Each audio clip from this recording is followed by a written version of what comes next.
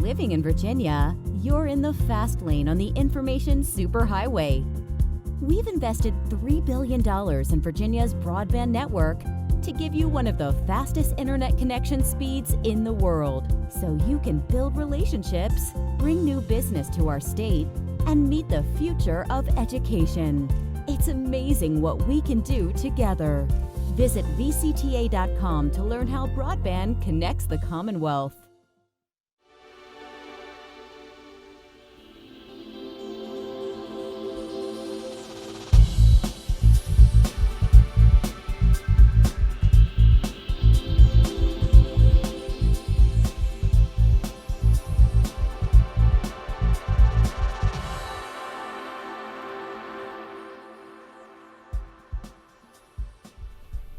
From the General Assembly and the City of Richmond, I'm Woody Evans for Cable Reports, brought to you by the VCTA Broadband Association, connecting Virginians to their government. Welcome, Ken Plum. Good to see you. Woody, it's always great to be with you. Thanks for doing these shows. Congratulations. You are now Chairman of Agriculture, Conservation, and Natural Resources. It's about time. I've been here almost 40 years. So I believe you are the most senior member of the House of Delegates now. That's correct. Yeah, I first was elected in 1978 and served a term, out of term. Then since 1982, I've been here continuously. Well, it's pretty busy around here. We were talking earlier about the fast approaching date of crossover. How are things going? Woody, it's a new day in Richmond. We are busy because we're doing some work. I say I've come out of a wilderness of a couple decades of where I think Virginia was too conservative, too limited in what it was taking on, and things like the Equal Rights Amendment, which was discussed when I first arrived here, has now this year passed to be the 38th state to ratify the Equal Rights Amendment to the Constitution. Congratulations. Thank you, and it's something that should have been done a long time ago. Irregardless of that fact, we're getting things like that done. I've also, as you know, been involved for years and years, and actually decades, looking at how we can reduce gun violence in Virginia. And so I've had in a bill that takes the current background check, which relates to if you purchase a gun from a licensed federal dealer, and expanded it to all gun transactions. What's good for the goose is good for the gander. If we're going to check some people out buying their guns, we need to check them all out. Because we need to make sure, for the public safety of Virginia, that guns not fall in the hands of people who've demonstrated by their own behavior that they're violent people. It doesn't take away a Second Right Amendment. It adds to public safety. So yeah, we're busy. We're busy because we're doing things. Now, are there any exceptions to those sales or transfers? For example, if I want to transfer a firearm to my relative, my spouse or my child, for example. Oh, absolutely, yeah. There's exemptions like that, but they're very narrow exemptions. The problem we have now is about half the transfers of guns in Virginia don't have a background check. And astonishing number is that the state police, in doing background checks as limited as they are now, do about 400,000 a year. 400,000. And so it's a huge number of people. If that's half of them, that means there's almost 1 million transfers in Virginia. And we need to do a background check on all those transfers to make sure, with the limited exceptions like the family, to make sure that violent people aren't getting their hands on guns, because we know what happens when violent people have guns. Now, I know there are a number of other measures dealing with gun safety, including one that relates specifically to domestic violence. Yeah, well, it's kind of crazy. We give a court order to say to someone, because they've exhibited violent behavior towards their spouse or the significant other in their family, we get a court order saying you can't have anything to do with that person. But in the current situation, you can still go out and buy a gun and wreak havoc. And we know so many times that these gun shootings and so on occur among people who know each other because they've had a dispute or whatever it is. And what this bill would simply do would be to disallow your ability to have access to a gun when these temporary orders and permanent orders have been issued. What about assault weapons? Assault weapons are still under discussion. The definition problem is one because there's so many different assault weapons. I hope that we will leave here with an assault weapon ban that will take into account that sure, the military, the police, and so on are going to have access to assault weapons, but we as individual people on the streets of the cities and in our countryside don't need assault weapons. What about the one gun a month purchase? It's back. You know, I was here when Governor Wilder promoted that idea initially, and we passed a one gun per month limitation. And we did that because statistics and studies showed that in New York City, Virginia was the gun running capital of the East. Most crime, or many crimes in the Northeast, were committed by people who had gotten guns in Virginia and take them into crime scenes in the Northeast. It's common sense. How many people need more than a handgun a month? Or how many people need a handgun a month? But the point being, we're going to have that kind of a limitation. And back about 10 years ago, Governor Wilder's limitation was repealed. We recognize now that that was a mistake because, again, we're back to the point of where traceable guns, so many of them involved in crime in other states, come from Virginia. We don't want that kind of reputation. We got a lot of good things to export from Virginia, but I don't think guns ought to be one of them. Talk to us a moment about the new leadership in the House. You have it's exciting. Woman who's Speaker, you have a woman who's Majority Leader, you have women now chairing committees. It's astonishing. Woody, I've been here, as you know, a long time, and when I show up in the House Democratic Caucus, I am so proud because we have women, 40 out of 140, and some people say, well, that's not yet half, and it's not yet half, but it's more than the 10 we used to have, and we're making progress in the right direction. But not only are we adding women, but we're adding people of different ethnicity, race, and so on. We're getting a balance of the House Democratic Caucus especially looking like Virginians. And they look like Virginians. We do a better job of legislating, I think, of appropriate laws related to what our needs are.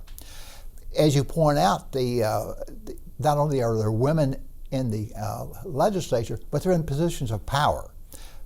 As you point out, the Speaker of the House is a woman. She's a Jewish woman. We also have the Majority Leader. She's the first Speaker of all the 400 years that we trace the Virginia General Assembly. She's the first, and a lovely person and doing a wonderful job. We have a woman Majority Leader, and we have women chairs throughout the legislature. And in the Senate, we have a woman President Pro Tem who also happens to be an African American. So Virginia General Assembly is shaping up like Virginia, and when that's the case, I think we're going to pass laws more appropriate, not to just a select few of the state, but in fact for Virginians generally. Because some people have suggested that because most of the leadership now is from Northern Virginia, that's where the bulk of the concerns are going to be addressed. Well, you know, I don't think that's really an accurate assessment that some people make, and I know that that's sometimes said. The reason so many the leadership are in for Northern Virginia is because Northern Virginia is where the population base is.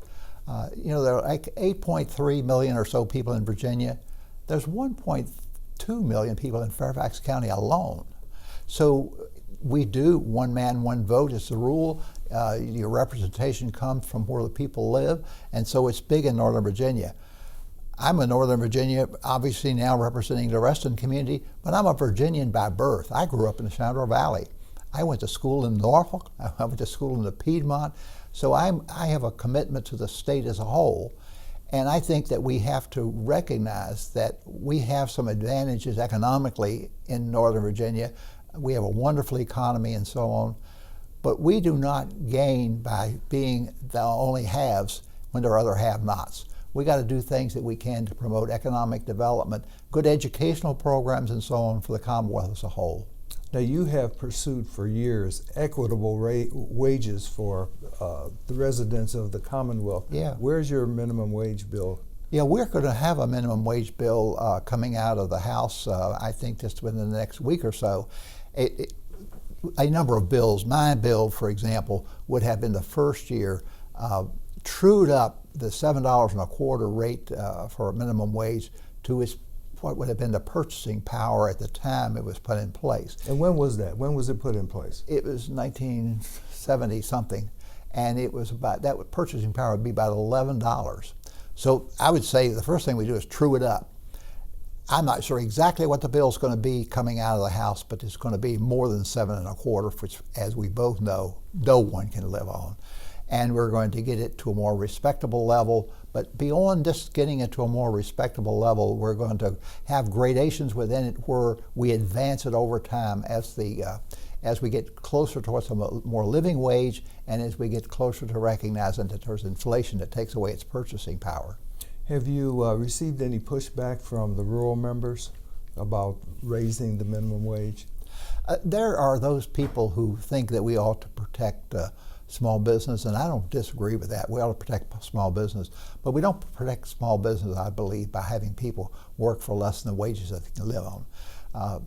People who have minimum wage type jobs don't have a job. They have 2 or 3 jobs, and that's unfair to a family situation that you have to live that way. There's pushback, but we have to recognize that we need to have all the boats rise in Virginia and have all enjoy what's really quite a bountiful economy. The state's doing well, and we need to share that wealth. What about the right to work law? A few years ago, there was an attempt to enshrine that in the Constitution. The voters rejected that. Voters rejected that. Yeah, it's right to work is such a misnomer. It doesn't give you the right to work. It gives you the right to have lesser benefits than you might have if you were in a more unionized situation.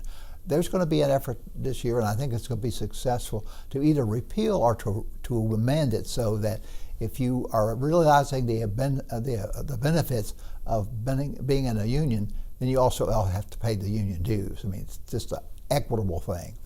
Now, I know you are also pursuing legislation dealing with hate crimes. Talk to us about that. Oh, yeah, and Woody, this has been a long time effort of mine. It's about 20 years ago, I put in Virginia's original hate crime bill. And what it said was essentially that if you commit a crime that's aimed to intimidate, bring fear and so on the other group classes of people, that can be classified as a hate crime. Unfortunately, at the time that it passed, we did not recognize different sexual orientations. And so the bill has had that law has had that deficiency in it for some time. In past years where I've tried to get LGBTQ interest into the hate crime bill, it's been unsuccessful because of the legislative composition. Now we're to the point of where we have a broader representation in the House, and I fully expect that bill is going to pass. And I'm very pleased to say that Attorney General Mark Herring is very committed to this, to recognize that we can't have people picking on people because of their race, their gender, their sexual orientation, or whatever, and expecting them to instill fear in other people. That if you do that, that's a hate crime, and not only are you going to get charged with the base crime that you've committed, but also an additional crime because you're trying to intimidate other people. Environmental concerns, plastic pollution. Yeah, gosh, plastic pollution, what are we going to do? Our oceans and so on are filled with this leftover stuff. And it's interesting to me that on the plastic bag thing, not only are people concerned about plastic bags in the ocean, farmers are concerned about plastic bags in their fields. It gums up their machinery. So I've proposed that we, and hopefully we'll take some steps this year about how to deal with that, but I propose that we have a working council to work together on long-term solutions of how it is that we simply not focus on waste as a pollution, and plastic waste as a pollution, but we focus on it as a commodity that can be used in other manufacturing. And the case I give, it's been around for a long time, is that if you go up in Winchester to a plant up there, they take those plastic grocery bags that you have, you know, we say bring those back, right? Well, when you bring them back, they end up in a manufacturing cycle where they dump the plastic bags in on one side, sawdust on the other side, and out of the machine comes Trex lumber. So that if you take a look at your deck, that color doesn't go away, it doesn't rot, whatever, it's made of plastic grocery bags and sawdust. Wow, that's amazing. It's amazing, and it's a good way then to take waste and see it as something, we're going to have waste, and we ought to limit things like plastic bags and so on. But of the things that we have that are no longer usable, we ought to figure out if there's a future life for them in some other way that doesn't degrade our environment. And of course that has a major impact on the Chesapeake Bay. Yeah, oh my gosh, and you know, now Chairman of Agriculture, Chesapeake and Natural Resources, that's of a concern to me. And we're working further to figure out how we can reduce the nutrients in the Chesapeake Bay that result so much in the degradation of the water quality in the bay. And we're working now with the farming community to dealing with the the fact that we need to fence in some of the streams in the farm community. Some people don't realize that the Shenandoah Valley is in the Chesapeake Bay watershed. All that water that comes out of the valley ends up in the Potomac River and the Chesapeake Bay, and we've got to take a look at that the over-nutrient value of that water and see what we can do with the farming community to keep the livestock especially from doing their business in the streams and degrading our environment. How is the Bay doing now compared to, let's say, 5 or 10 years ago? Oh, we're making progress. No question about it, we're making progress. And we started off working on the obvious offenders. And the obvious offenders were water treatment plants and sewage treatment plants. And we've upgraded those and are really quite far along on getting all those upgraded so that the effluent that leaves the wastewater treatment plant is clean and it goes into the Bay then. In the past, there's been some of those that just kind of dumped its stuff into the rivers and streams. So we're making progress in that regard. We got to work with suburban residents to say, don't dump all that fertilizer on your grass, right? It doesn't give you any more grass, and what it does, it washes away, and again, it causes over-nutrient value of the runoff. So we're making progress, but we still need the state to keep to the task. Now, we work with other states in terms of the Chesapeake Bay. How are the other states doing? No, well, it's a mixed bag. Pennsylvania's hard doing anything, and that's a great concern to us. And we're going to have to work with federal authorities to figure out how it is that we can cause things to happen.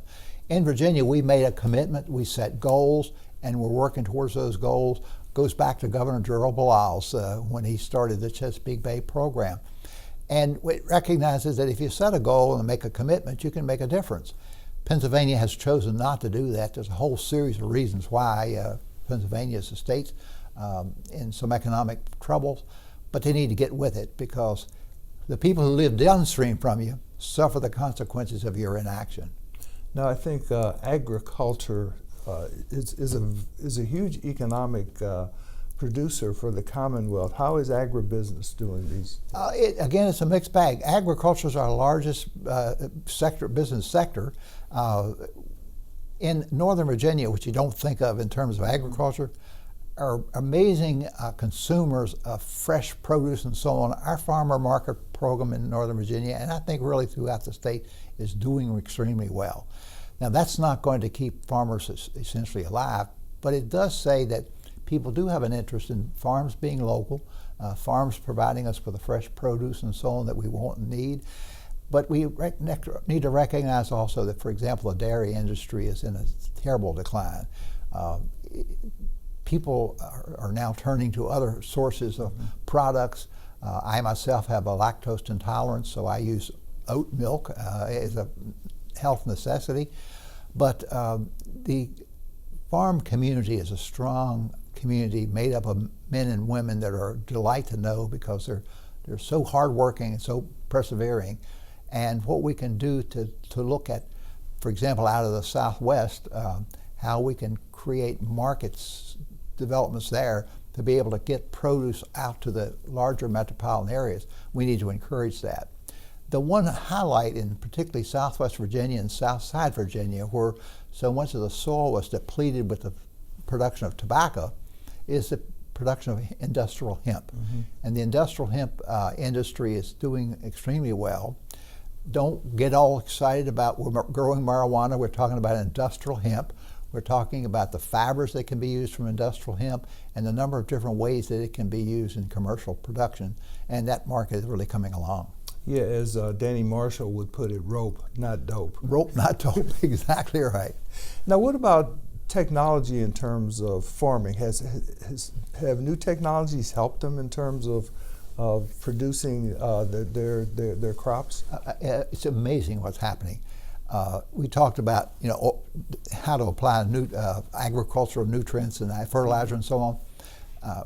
There's a science now that helps you measure across your field where it is your field has different needs and whatever. With GPS, global positioning systems on your tractor, you can then adjust what the fertilizer will be across your fields so that you get maximum value of your fertilizer and less runoff. So technology has been doing amazing things and having farmers know about weather conditions, being able to trace diseases, dealing with disease attacks and so on. So yes, technology's had an impact on the farmer as well as the rest of the community. To what extent did the tariffs have an impact on farmers, especially soybeans? Oh my gosh, yes. We were booming in soybean production and major markets with China, and that's been disrupted with this whole tariff issue, which I can't explain to farmers why we're doing it, because I don't think it's a positive approach for us, and we've suffered from it. Now, I understand you're an expert, along with every other member of the House of Delegates, with Menhaden fish. Oh my gosh! Yeah, I'm the chief patron of the Menhaden fish bill in the House, and the Menhaden fish, which is a small little fish, but there are a gazillion of them in the bay and in the ocean alongside us. But they also are an important part of the ecology of the bay, because bigger fish eat the smaller fish, and bigger fish become bigger fish as a consequence, and so that contributes both to the health of the bay and it contributes to our seafood industry. The argument has been over the years as to how much can you fish these menhaden, how much fish can you take out and not affect the long-term health of the fishery. That has been left to others to decide, and the General Assembly has maintained control of that fishery, while all other fisheries in Virginia have been under the Virginia Marine Resources Commission. This year we're doing, I think, the right thing, and that we're moving it to the Virginia Marine Resources, where the science will determine what the level of fishing ought to be. You know, the fishing boats that go out from Menhaden bring back multiple trailer truckloads fulls of fish that are vacuumed out of the boats and so on. And it's a huge industry for fish oil, and it's a huge industry for things like supplements to fertilizer and to some animal feed and so on. So it's an important economy to keep it going, but you can't fish it to death. We've seen other instances of where we haven't properly managed our natural resources, and they suffer as a consequence. So we're going to put this within state government and the bureaucracy who knows the science of how it is that you measure what the population is, how that population is growing or declining, and then allow the take to be what it is that you can continue to maintain that over time. It's been a bill that's been around for 15, 20 years. I'm hoping we're going to wrap it up this year. Let's talk a little bit about some of the measures that the governor has proposed in terms of education. Mm-hmm. You were an educator at one point in time. You have a keen interest in that. Talk to us about the governor's proposal. I am so proud of what the governor's doing. There's really a couple things that he's doing. With his wife's insistence, for example, we're putting more money into preschool education. We go about funding K-12 with a lot of questions, but what we overlook sometimes is the real research says that if you want to have an impact on a child's education, you got to start early. Starting early, we used to say, was 5 years old with Head Start. We're coming to recognize that it really works best if you start at age 3 or 4. And some may say, well, why would you spend money on somebody at that early age? That's when the brain is developing. That's when we have children learning how to learn, and children developing a mental attitude towards learning. And the money spent on early education, when you take a look at its long-term value in terms of that child being successful in a regular school, but most importantly being successful in life, the return on investment is incredible. Some have suggested if you spend $1 here, you save $7 out here. And so the governor's proposal increases the spending, or I'm going to say investing, in early education. The other thing he's spending money on is equity in education, both at K-12 and higher education. We've done a miserable job of figuring out how it is the money needs to go where it's most needed with the most return. You can't talk about equality when people start all at different points. If you have people starting at different points and you say, okay, we'll go do this thing equally now, well, the people who are ahead get further ahead and the people who are behind stay behind. Equity suggests that you apply the monies to where the need is, and so that the need for those who are doing well, they don't get as much state resources. Those who are behind do get more state resources. And it doesn't simply mean that Northern Virginia gives up all the money.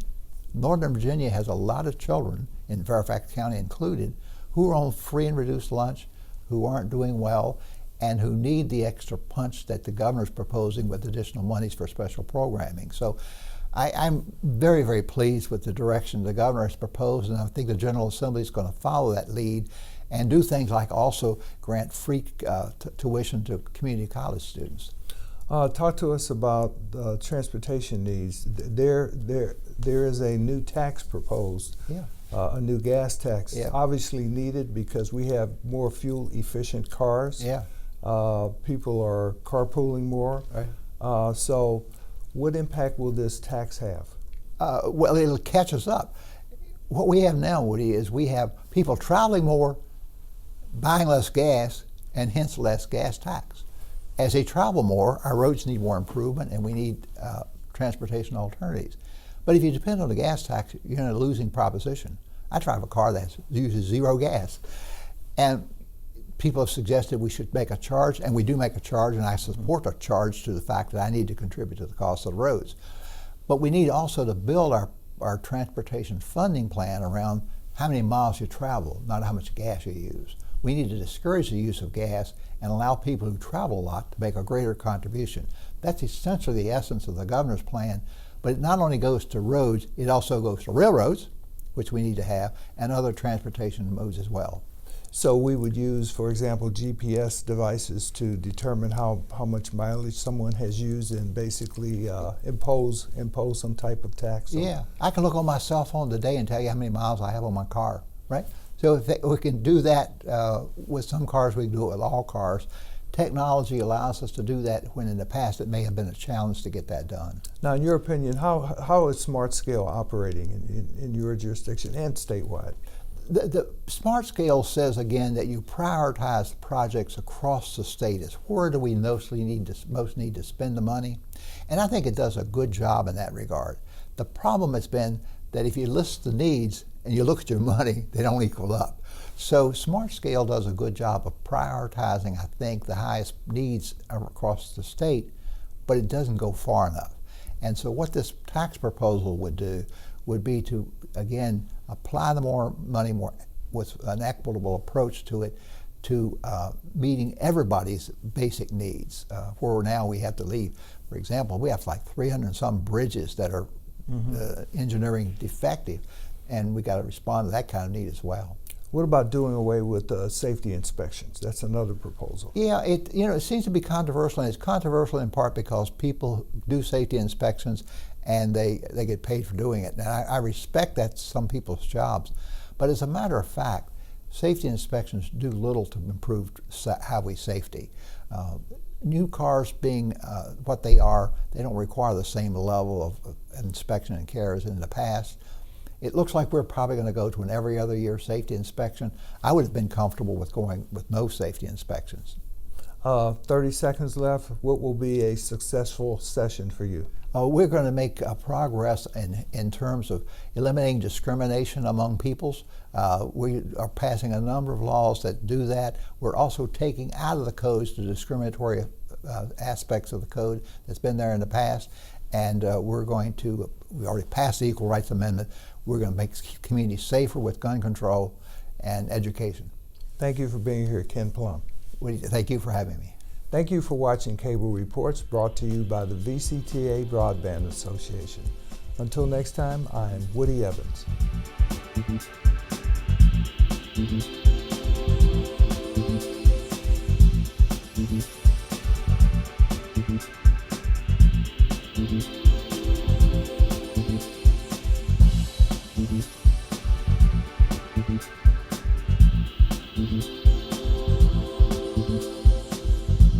Mm-hmm.